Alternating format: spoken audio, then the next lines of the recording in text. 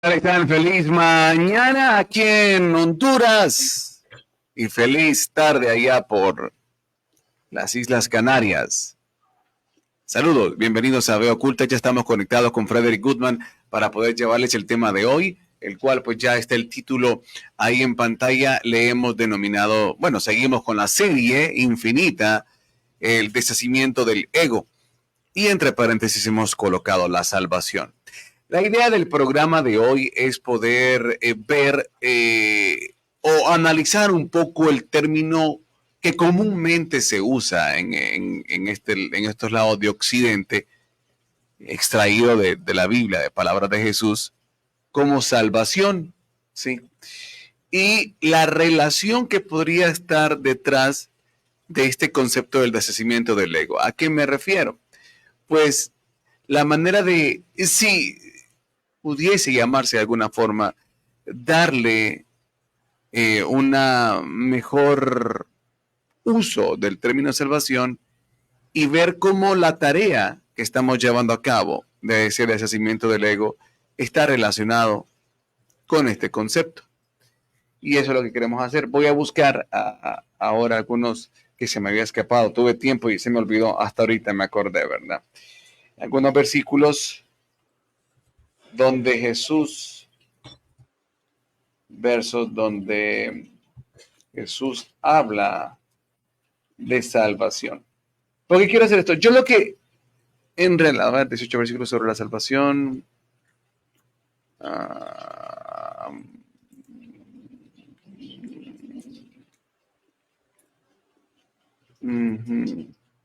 Vamos a leer, vamos a ver a cuáles están acá. Salmos, Isaías, Lucas. Ajá. Bien.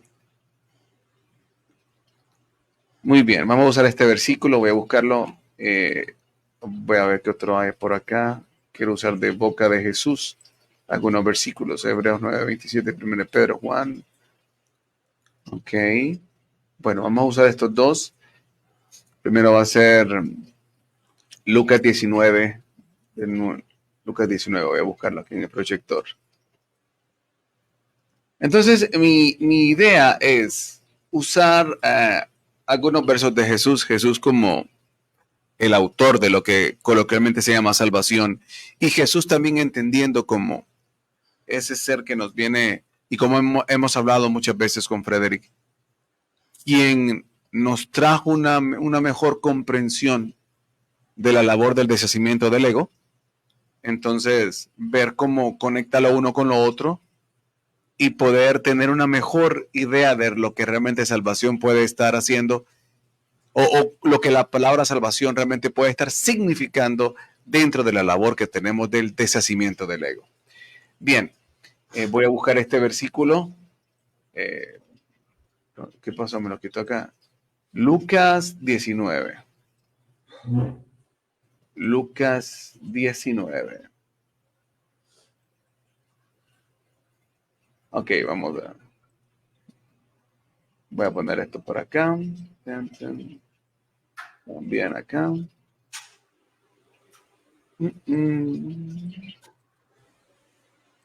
Ventana, toda la pantalla. Aquí está. No, es... Ok, Visual Effect. Ahora sí. Mire usted, qué bonito. Ok, este es el versículo que vamos a comenzar. Jesús le dijo, hoy ha venido la salvación a esta casa por cuanto él también es hijo de Abraham. Vamos a ver que seguimos en el contexto sobre este verso. Vamos a iniciar por el versículo 1 del capítulo 19. Habiendo entrado Jesús en Jericó, iba pasando por la ciudad y sucedió que un varón llamado Zaqueo, que era jefe de los publicanos y rico, procuraba ver quién era Jesús, pero no podía a causa de la multitud, pues era pequeño de estatura.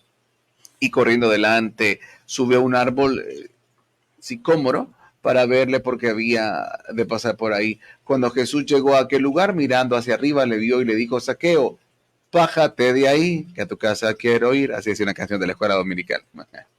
Entonces él descendió a prisa y le recibió gozoso. Al ver estos todos murmuraban diciendo que había entrado a posar con un hombre pecador. Entonces Zaqueo, puesto en pie, dijo al Señor, he aquí, Señor, la mitad de mis bienes doy a los pobres si en algo he defraudado a alguno, se lo devuelvo cuadruplicado. Jesús le dijo, hoy ha venido la salvación a esta casa por cuanto él también es hijo de Abraham, porque el Hijo del Hombre vino a buscar a salvar lo que se había perdido. Ok, bien.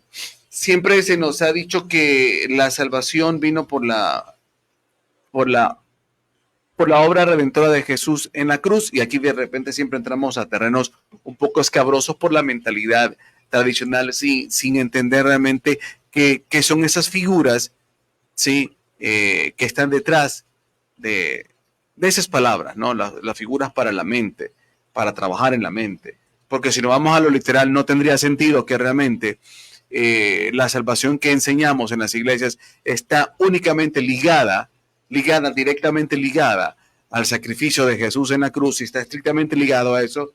Entonces, aquí no tendría sentido lo que Jesús dice, porque Jesús en este momento no había muerto, ¿verdad? Y le dice, hoy ha venido la salvación a esta casa. Hoy ha venido. Antes alguien dice, claro, porque Jesús llegó. ¿Fue porque Jesús llegó? ¿O tiene relación, corresponde a la acción que exterioriza Zaqueo producto de algo que sucedió en su mente? Es que esa es la cuestión. Por eso quiero que el programa de hoy podamos, por lo menos para mí, Frederick, realmente hay una relación directa entre la palabra salvación y realmente la obra que tenemos como deshacimiento del ego. Y esto es lo que yo quisiera, pues darle un nuevo sentido a la palabra salvación y que podamos relacionarlo al trabajo que tenemos que hacer en nuestra mente y en nuestro interior, y la conciliación, ciertamente, de la idea egoica que tenemos de esta experiencia en la vida. Así que por eso lo relaciono el deshacimiento del ego, la salvación. Bien, comenzamos entonces por aquí, Frederick.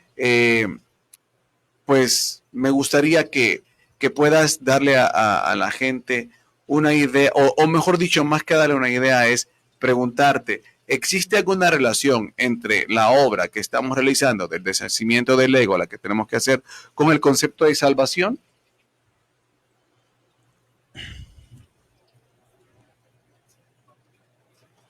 Bueno, sí, pero el significado que se le da es otro. Me apetecía hacer una broma, decir que Saqueo tenía que volver mucho porque había saqueado a la gente. La cuestión es, por ejemplo, que el concepto de la salvación se interpreta por el hecho de que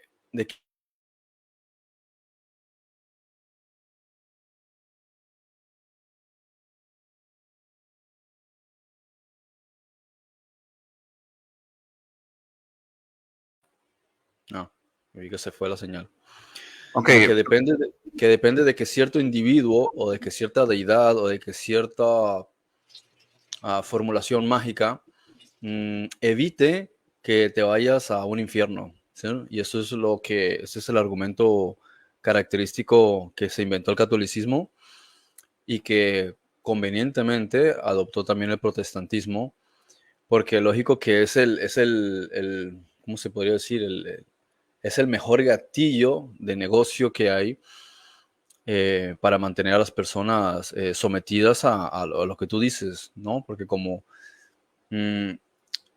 tiene que haber algo convincente para que tú aceptes estar siguiendo determinada creencia, porque si no es convincente dirás, no, la verdad es que no me llama mucho la atención, voy a buscar otras cosas, pero si te meten miedo y te hacen pensar que fuera de ahí vas a arder para siempre en fuego, pues entonces ya a través del miedo logras objetivos, ¿no? Entonces, si uno realmente busca, dentro de la literatura hebrea no encuentras absolutamente nada sobre esos conceptos, son un constructo, ¿sí? Inventado por la Iglesia Católica y legitimado por el protestantismo y luego muchos grupos, ¿no? Precisamente para lograr esto. Entonces, si no es eso, uno pensaría, bueno, ¿qué es salvación? Porque, por ejemplo, si buscas en el judaísmo no existe el concepto del infierno, ¿no? Entonces, ¿qué es lo que ellos entenderían cuando les dice Shubat? ¿Sí?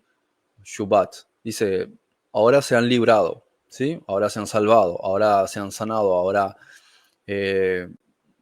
¿cómo se podría decir? Bueno, podría hacerlo, podría explicar aún más con el uso de una metáfora.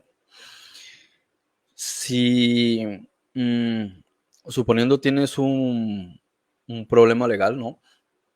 Y en este problema legal tienes muchas cosas en contra. Entonces los que están contigo dicen, bueno, aquí ninguno de nosotros sabe de ley, así que ¿qué podríamos hacer? Imaginémonos que no hay abogado, ¿no? O bueno, sí, hay algún abogado, pero el abogado le dice es que tienes todas las de perder.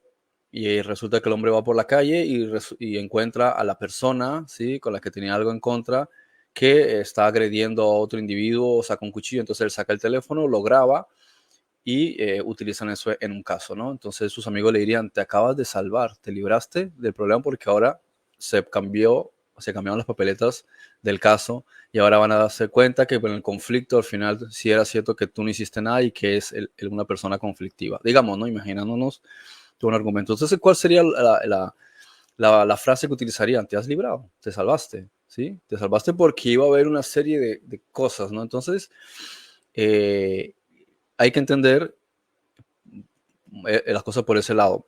Entonces, el que tiene la idea del concepto de que las cosas están predispuestas para que te vayas a un infierno, aparte de que es totalmente absurdo, o sea, la sola idea es tan ridícula que es como que por un lado veneran a su Dios, pero por otro lado tienen un concepto supremamente oscuro y terrible sobre él. O sea, ¿a quién se le ocurre pensar que su Dios te va a crear un infierno? ¿Para qué? ¿No?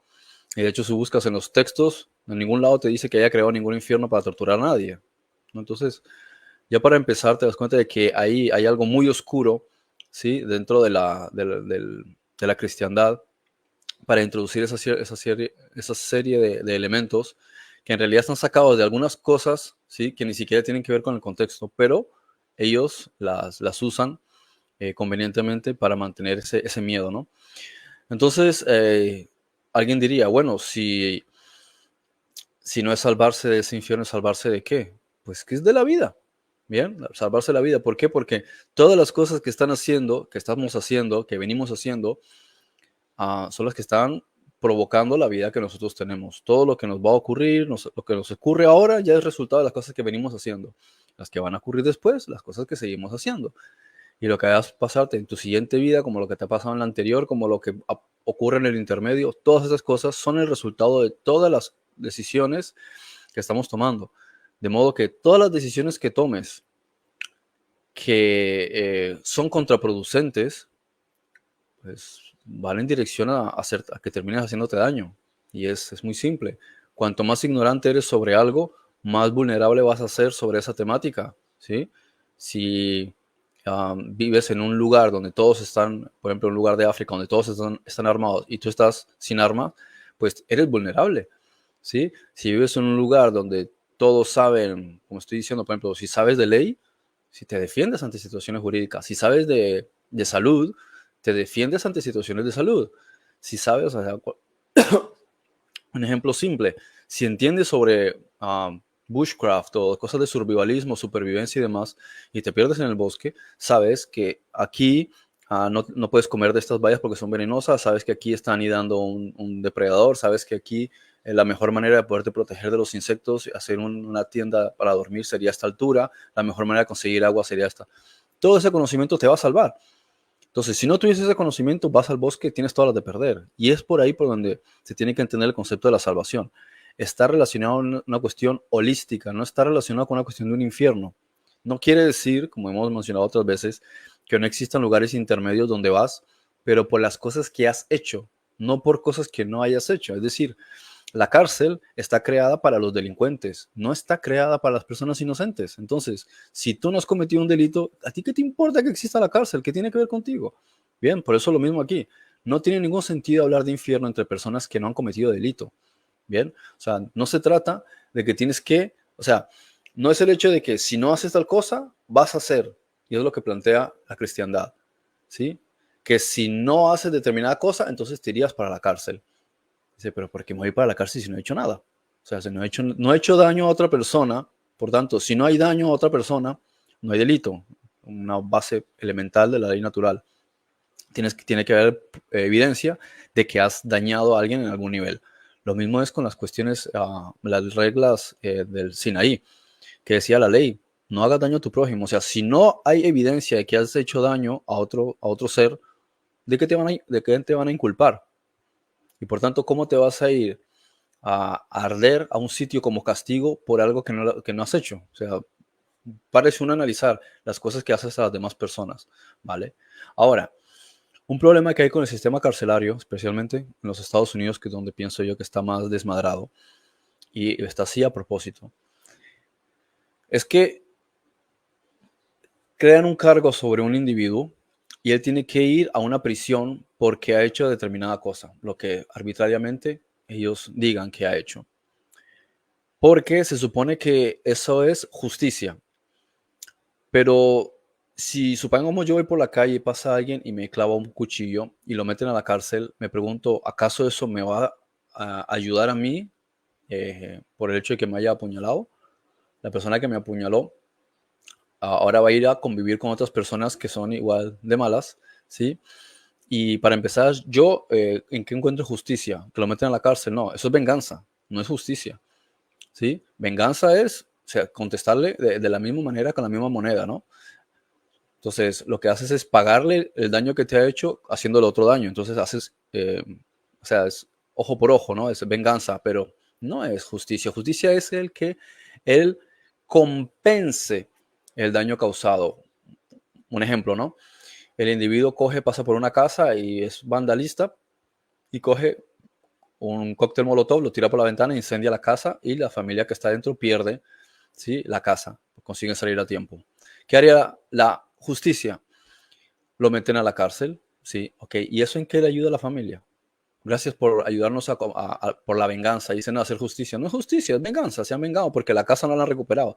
¿Qué sería justicia? Hacer que ese hombre tenga que entrar en un programa por medio del cual él tiene que monetizar lo suficiente para que al cabo de 1 o 2 años él les tenga que eh, conseguir una casa nueva. Y si tiene que pagar a partir de ese momento en adelante la hipoteca de esa nueva casa, lo tiene que hacer porque él originó el daño.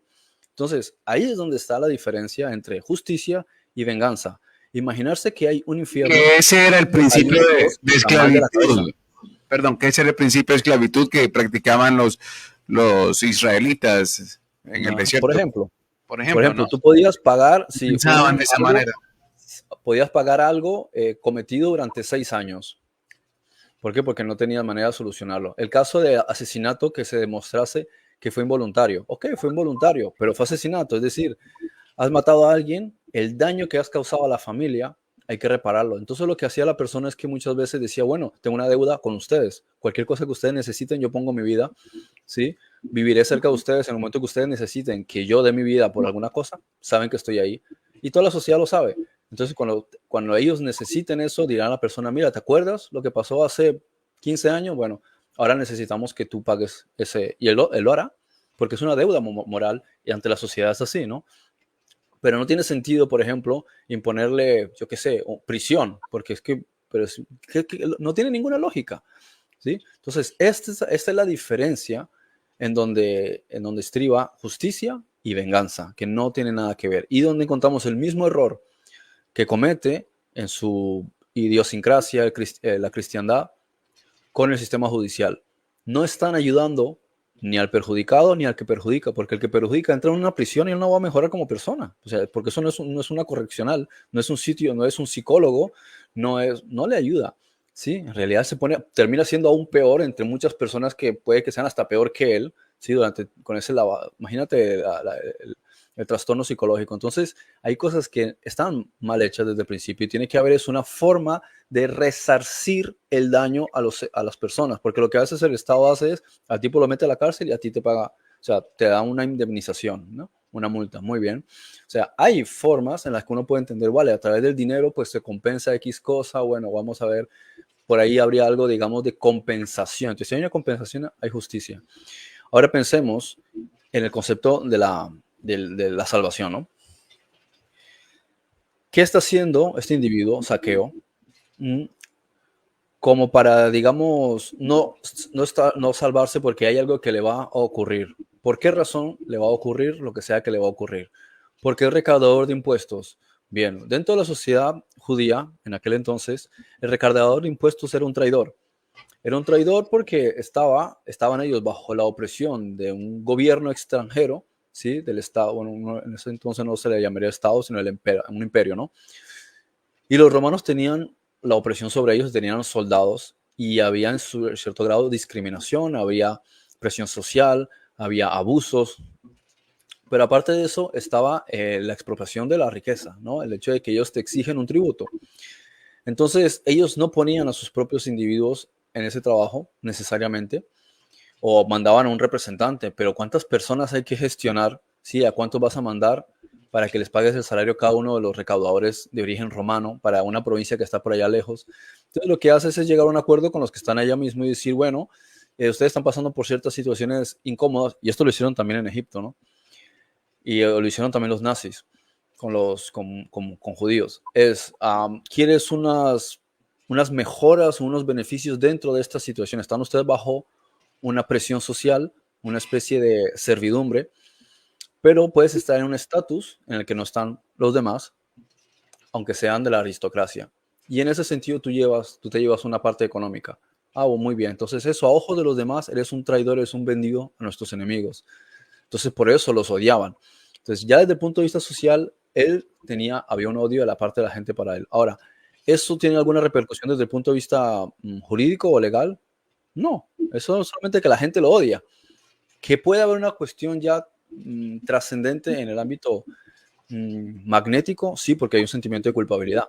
Entonces Saqueo sentía un sentimiento de culpabilidad porque había hecho una riqueza a costa de que sus propios congéneres lo odiasen. Entonces, quieras que no, hay un sentimiento de culpabilidad y eso en algún momento va a terminar materializándose en una, no sé, puede ser una somatización, algún problema, no sé, en la salud, como también podría ser que él mismo pudiese perder todo lo que había ganado. ¿Por qué? Porque tú mismo te saboteas a través de un sentimiento de culpabilidad.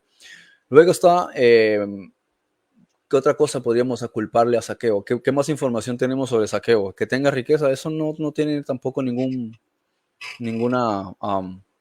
cosa mala, porque entonces los reyes de Israel serían los primeros que serían malos por tener riqueza. Eso no tiene ningún sentido. O nosotros no podemos aspirar a cosas futuras del reino de los cielos donde es riqueza, porque es malo. Eso tampoco tiene sentido. Entonces, veámoslo desde el punto de vista simplemente de el ser. ¿Qué es lo que ocurre con Saqueo? Una transformación interior, como dijiste antes.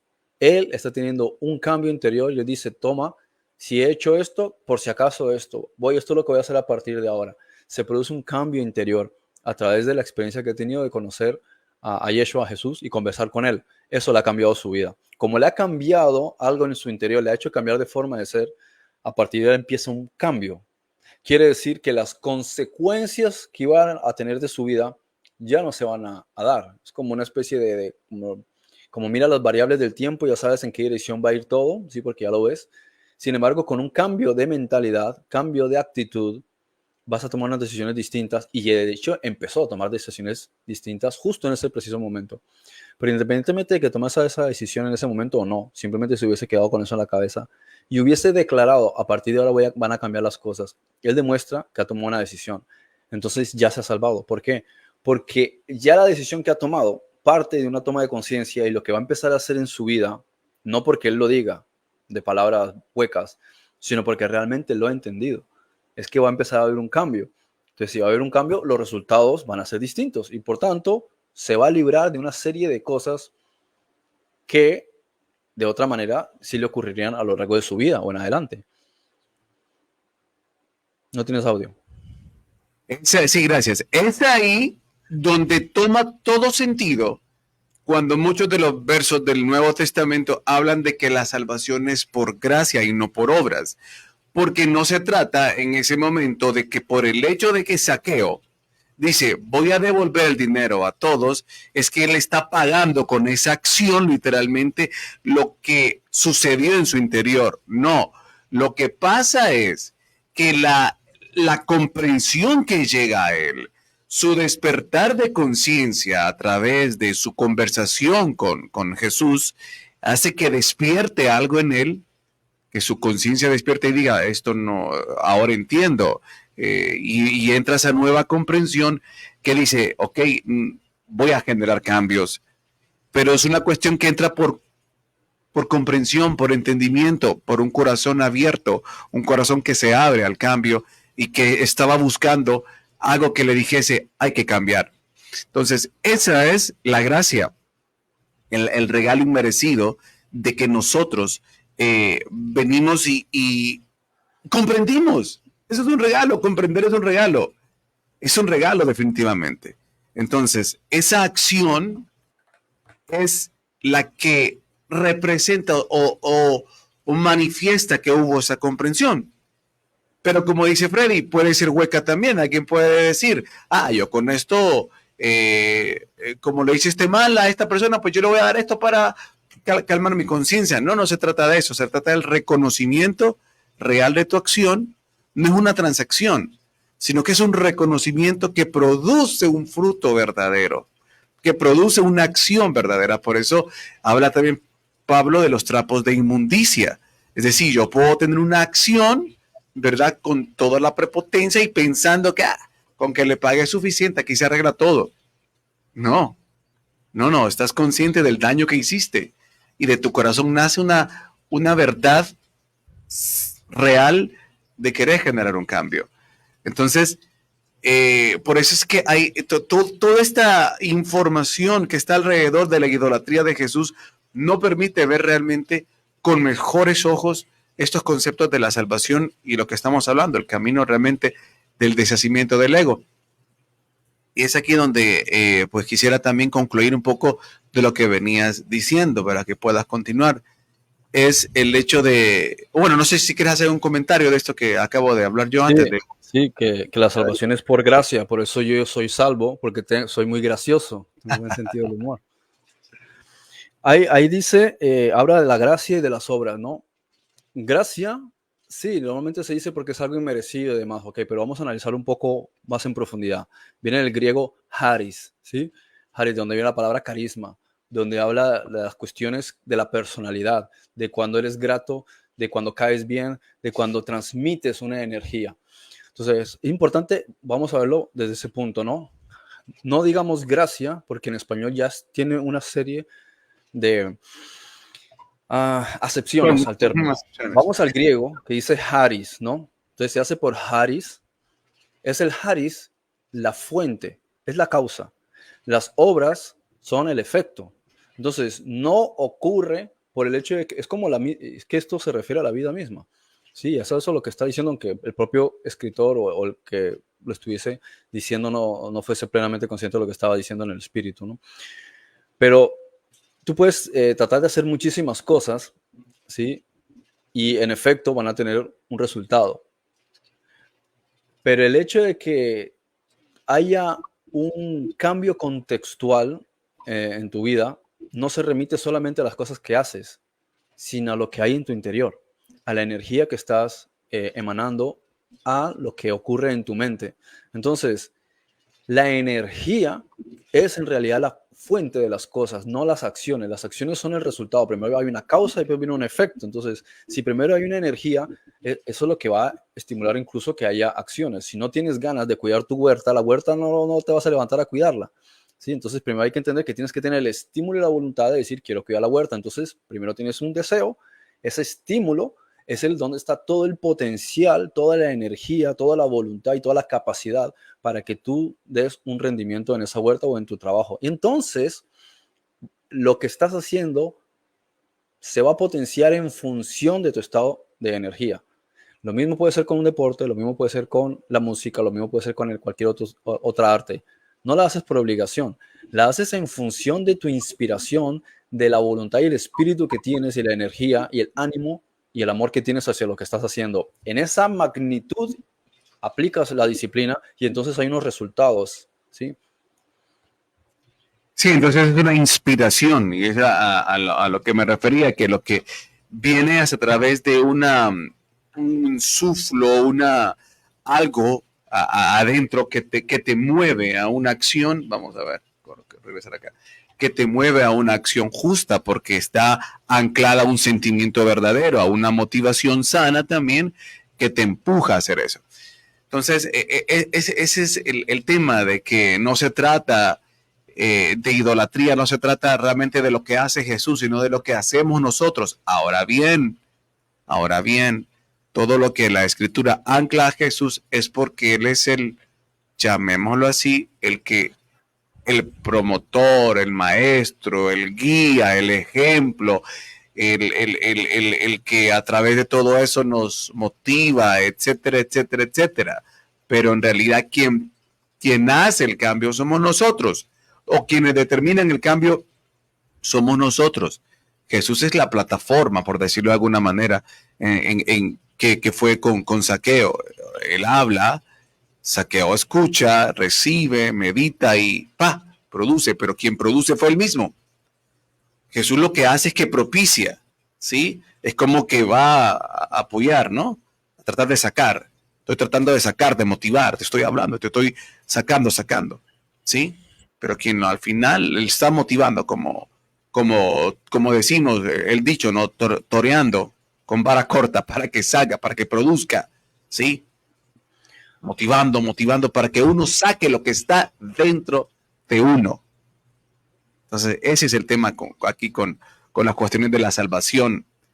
Es que nosotros tenemos que producirla, porque nosotros somos los que tenemos que generar esos cambios. Ahora, tratando de hacer esa primera conclusión de lo que venías diciendo, yo visualizaba, pues, que es que realmente esto de la salvación es que tenemos que salvarnos. De alguna manera, podría asociarlo con salvarnos de nosotros mismos. Y cuando me refiero de nosotros mismos, me refiero al personaje que está, al humano, al hombre, ¿sí? No al hijo del hombre, al humano, al que está anclado en esta idea ilusoria de separación, de que soy hombre. O sea, hay que salvarnos de la idea equivocada de que somos lo que realmente no somos.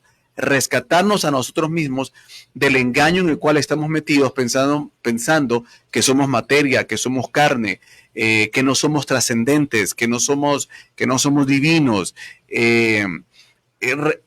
Rescatarnos de todos nuestros miedos, de toda nuestra ignorancia de la realidad de lo que somos, rescatarnos o salvarnos del engaño del sistema, rescatarnos de nosotros mismos como colectivos, donde nos influenciamos constantemente de miedos, de información negativa.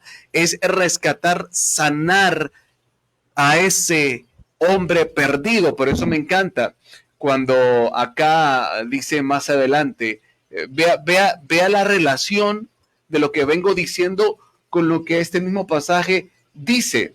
Vea, aquí dice, porque el Hijo del Hombre vino a buscar lo que se había perdido. Y esta es la parte que quiero que sigamos analizando, Frederick. Porque el Hijo del Hombre vino a buscar lo que se había perdido.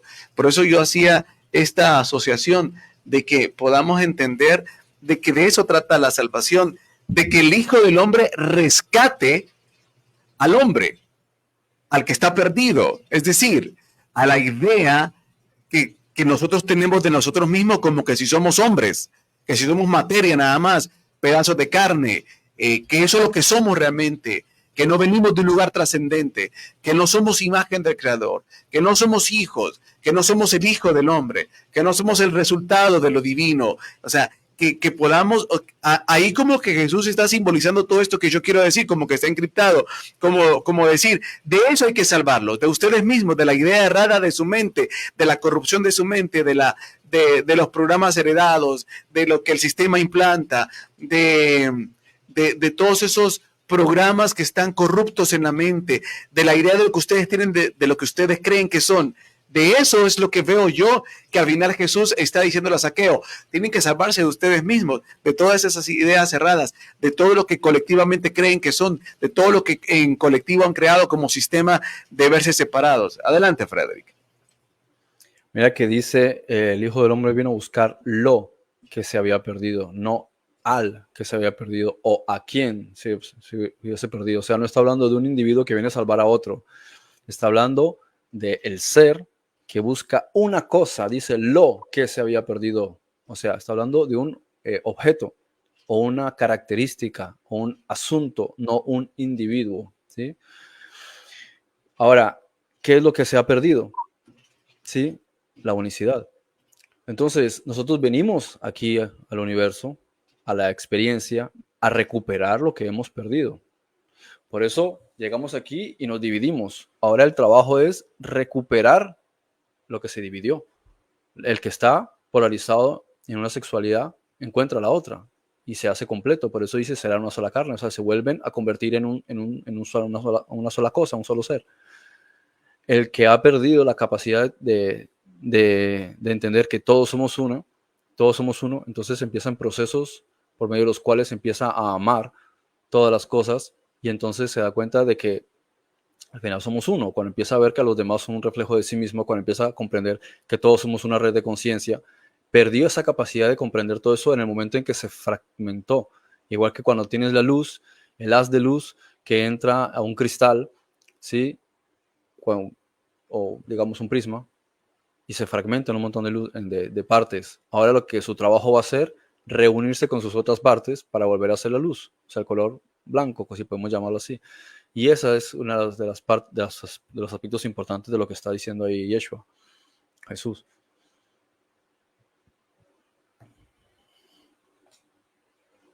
Perdón, correcto. Te perdono.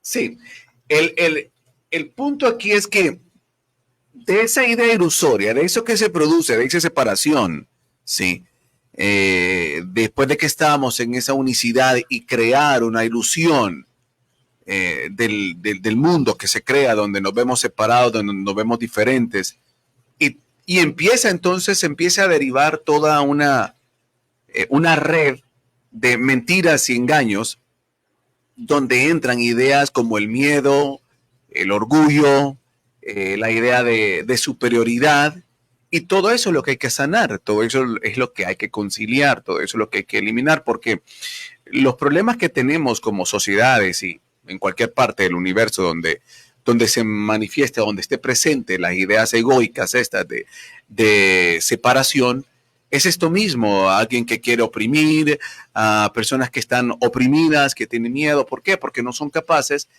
de producir entonces todas esas realidades en nuestro interior de que somos uno, de que todo es uno, y a darle sentido y propósito a cada cosa, porque aunque estamos viviendo realidades donde vemos opresión, donde vemos enfermedades, donde vemos cosas negativas, si fuésemos capaces de integrar todo eso desde visiones de unicidad, de darle sentido, ok, a ese personaje que yo miro como mi enemigo o el que me hace daño en cualquier nivel, si yo lo integro como parte de lo que yo soy, que está buscando entonces pulir o sacar la luz, lo bueno, o sea, que me está sirviendo como instrumento, como dice aquel versículo, que así como el hierro se forja con el hierro, el hombre se forja con el hombre, ¿verdad?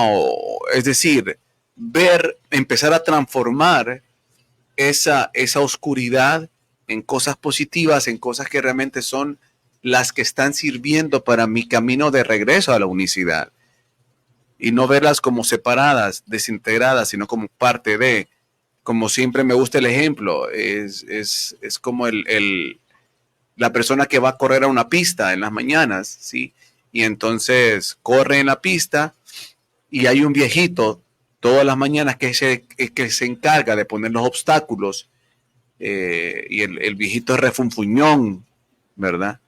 Entonces, si yo voy a correr a la pista y digo, este viejito que me pone estos obstáculos y yo quiero correr en la pista y entonces, ¿cómo voy a transitar bien si estos obstáculos no me dejan correr libremente? Porque los obstáculos que está poniendo el viejito es para que vos podás fortalecerte y es parte del ejercicio de correr en la pista.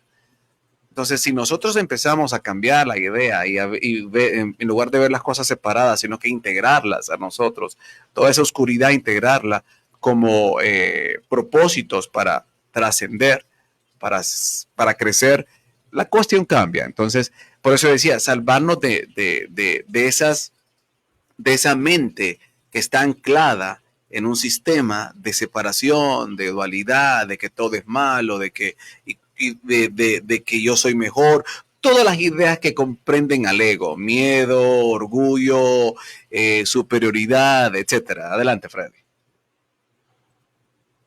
Sí, o sea, que por ahí va la cosa.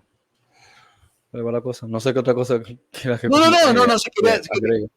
si quieres comentar nada más algo Ah, no, sobre no, eso. sí, sí, estoy de acuerdo con lo que estás diciendo. Y esa es la idea entonces de lo que tenemos que ir trabajando. Este programa es la plataforma para luego entrar ya la siguiente semana en aspectos específicos de lo que es como empezar a ponerle la luz, sí, como ahorita lo que yo quise hacer es decir, bueno, ¿cuáles son esas áreas donde nosotros manifestamos que está presente el ego en nosotros, que ya serían las siguientes etapas a trabajar? ¿Cuáles son las áreas en nuestra vida que nosotros empezamos a manifestar esas áreas de ego, ¿verdad? Yo decía orgullo, miedos, ansiedades, deseos descontrolados, pensamientos que me hacen creer que a través de tal cosa yo voy a alcanzar la paz. Es decir, tratar de empezar a dar luz a aquellas sombras que hay en nuestro interior, ¿sí? Que son esas manifestaciones del ego en nuestra mente, en nuestros pensamientos, en nuestra realidad, que son las que tenemos que trabajar, que es realmente lo que hay que ir a salvar, o sea, hay que ir a sanar, hay que ir a curar, a limpiar, etcétera, qué palabra quiera ponerle.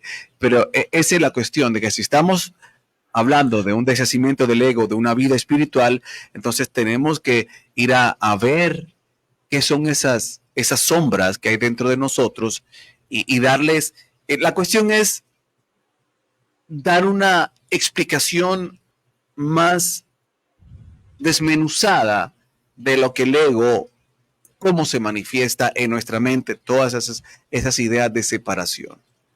Y entonces, alumbrarlas para que podamos ser conscientes de ellas. Porque lastimosamente muchas veces las escondemos, ¿sí? Y no queremos verlas. O sea, no quiero ver yo que, por ejemplo, algo tan simple como decir, me molesta, vaya, me indigna que la indiferencia, por ejemplo, no sé, de mi esposa, de mi madre, de alguien muy querido para mí, esa indiferencia me daña, me lastima. Es real, es cierto que no es algo agradable, pero de que eso pase a una herida emocional, a un trauma emocional, a una, ¿qué digo yo? Sí, a un trauma, ¿sí? Donde estamos anclados a eso manifiesta latentemente el ego en nosotros. Es decir, si yo no soy capaz de trascender esa situación, de comprender, como dice el dicho, no puedo pedirle peras al olmo, entender que la realidad, como decía muchas veces Enrique Corbera, cuando hablaba de sanar los programas mentales, ¿no? De venir y en lugar de estar yo juzgando a mis padres porque me trataban de tal manera, es entender que eso es lo que ellos tenían, eso es lo que ellos tenían y que puedo pedirles más, eso es lo que ellos aprendieron y ahí están anclados en ese esquema. Yo no puedo hacer que eso cambie, pero puedo hacer entonces que lo que ellos hagan no me impacte, como a través de la comprensión, de la comprensión, de la compasión, de la misericordia, del entendimiento. Este es el tipo de cosas que yo quisiera ya entrar en los siguientes programas. Si quieres o no, algo más psicológico, si quieres o no, pero es el hecho de entender cómo tenemos acciones y reacciones basadas en el ego, de que me molesta, de que me indigna, que me dijeron, que me hicieron, y yo no voy a permitir que me pisoteen, porque, o sea, está bien, o sea, no permitas que te pisoteen, pero una cuestión es tener una acción en la cual ejerces un respeto sano y otra cosa es cuando ya tus emociones se contaminan producto de esos pensamientos, de esas ideas. ¿Cómo conciliar eso? A veces, Frederick, no somos capaces de integrar la oscuridad, de ver la oscuridad en nosotros para saber entonces cómo transmutarla. Y bueno, ya estamos casi al cierre del programa y quizás entonces a manera de cierre, con este concepto de salvación y del deshacimiento del ego, ¿cómo visualizas tú el hecho de llamarlo así, alumbrar o ser conscientes de las sombras que hay en nuestro interior, de las áreas oscuras, de eso que no queremos ver, de esas emociones que no queremos expresar o esos traumas que no queremos ser conscientes de ellos, cómo esto realmente es una traba importante para un camino de deshacimiento del ego. Así es. Y es de todo lo que hablan, por ejemplo, libros como la Biblia o los libros de Lao Tse o los escritos de Siddhartha Gautama y tanta literatura que existe hasta hoy. Entender que el origen de todo esto está en nosotros y que las cosas que están ocurriendo son espejos de lo que nuestro subconsciente y nuestro yo superior determinan que es necesario en el trabajo de autoconocimiento, ¿no? Y bueno, esa es la parte más importante porque de ahí viene el por qué ciertos sabios decían, no juzgues, bien, porque podrías pensar, bueno, pero es que esto está mal, ¿no? ¿Por qué estás juzgando? Porque la persona que dice que cree en un Dios, pero después juzga, en realidad está siendo completamente contradictorio, porque el mismo que venera a su Dios y dice que es perfecto, está considerando que hay cosas que no son perfectas, entonces su creador no es perfecto en realidad. Que dice que ama a su Dios porque su Dios es amor, pero después hay cosas en las cosas creadas que no demuestran amor, entonces es contradictorio. Por tanto, la propia persona está teniendo una disonancia cognitiva en su comportamiento porque no puede estar diciendo que el creador es bueno y creó todas las cosas, por las cosas que crea no están bien, entonces está mal. Por tanto, si las cosas que están creadas, si algo está ocurriendo, no es bueno ni es malo, simplemente tiene una razón de ser porque hay un guión. En el momento que tú lo estás juzgando, estás dando por sentado que el que lo creó tiene algún tipo de problema. Entonces, no puede ser entonces un perfecto. Y si él no es perfecto, por mucho menos tú, porque tú eres un resultado posterior de él. En la imperfección de él está el doble de la imperfección tuya. ¿Sí? Entonces, por ese lado también comprender la cuestión de que las cosas que ocurren tienen una razón de ser, pero decir, es que Dios sabrá, es que la voluntad, no, esa es una forma de decir, no tengo ni idea de cómo funcionan los mecanismos del universo, ¿sí? Y la parte esencial es el magnetismo. Por tanto, si tú estás pensando en algo, estás sintiendo algo, tienes una creencia, eso está propagando la energía que da lugar a que los átomos y las moléculas se estructuren de una manera concreta, ¿sí? Se materialice algo en concreto y magnéticamente atraigas a las personas y las circunstancias que son ecuánimes, o sea, que son, que compaginan con los pensamientos interiores que tú tienes. De esa manera, cuando te das cuenta de eso, ya no puedes juzgar nada porque te das cuenta que todo lo que está pasando tiene que ver contigo. Desde todo lo que te guste o que no te guste es el resultado de lo que tú estás propagando. Por tanto, si quieres que algo deje de ocurrir, deja de estar pensando en eso. Cambia tus creencias respecto a eso y deja de satanizarlo, que es también una cosa importante. Cuanto más satanizas algo, más fuerte lo haces, porque eso que está en tu espacio cuántico de realidad o que tú estás percibiendo, lo estás percibiendo porque está dentro de ti, está cerca de ti. Es simple. Un cometa no se acerca a un sistema, ¿sí? Un sistema solar, si el magnetismo de los cuerpos que componen ese sistema no lo atrae. Es simple. Entonces, tú no vas a ver un cometa salvo que los planetas o esta estrella lo estén atrayendo para que entre en esa órbita. Si no la atraen, si no creen en él y nada por el estilo, no se va a acercar a este sistema. Y lo mismo aquí, todas las cosas que tú estás experimentando es porque las estás atrayendo. Si te gustan, fantástico, porque son cosas tuyas que puede que estén corregidas. Si no te gusta, quiere decir que son cosas tuyas que no has corregido. No tiene nada que ver si son buenas o son malas. Tú eres el que está creando esos argumentos y tú eres el que está creando todos los conflictos que tienes y las guerras que tienes con ellos. O sea que en realidad es algo que no has perdonado. Y es tan simple como eso. No es que sea bueno o que sea malo, simplemente no lo has perdonado, porque en realidad nada es bueno ni nada es malo. Las cosas son lo que uno considere que son. Así es, mi querido Freddy. Vamos a llegar hasta aquí en el programa de hoy, agradeciendo su atención. La próxima semana ya vamos a entrar, como dije, con más aspectos relacionados a esas sombras, a esa oscuridad que hay en nosotros para aceptarla. Para aceptarla, usted es para aceptar. Si no empezamos a aceptar estas cosas como parte que han estado en nuestra vida y no las logramos integrar a nuestra conciencia para darles luz, no vamos a poder avanzar. Y esa es la intención de esto, que seamos capaces de poder reconocer. Por eso Zaqueo, por eso llegó la salvación a la casa de Zaqueo. No porque Jesús entró, es porque Zaqueo dejó entrar las palabras de Jesús. Dejó que las palabras de Jesús, él ansió las palabras de Jesús. Desde que estaba en el árbol, Zaqueo está manifestando que él deseaba no a Jesús como un trofeo. Él deseaba las palabras de Jesús. Él deseaba entender lo que aquel hombre estaba diciendo. Él deseaba recibir, asimilar. Quería un cambio. Él quería un cambio, exactamente, quería un cambio. Por eso, y seguro que en el interior también quería una redención, ¿sí? de su vida, porque estaba cargando con esa culpabilidad.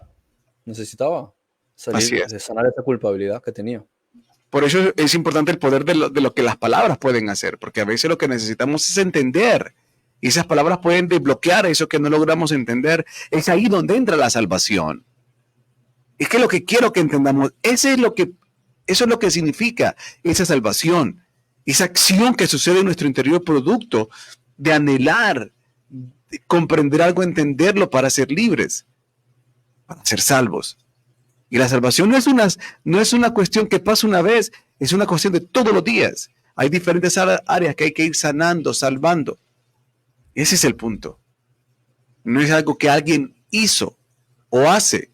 Es lo que nosotros somos capaces de hacer en nuestro interior, producto de entender, de querer y de conocer. Nos vamos entonces, Freddy, gracias por acompañarnos. Muy bien. Cortito, pero conciso. Esto fue Ve Ocultas. Chao. Ve Ocultas. Ve Ocultas.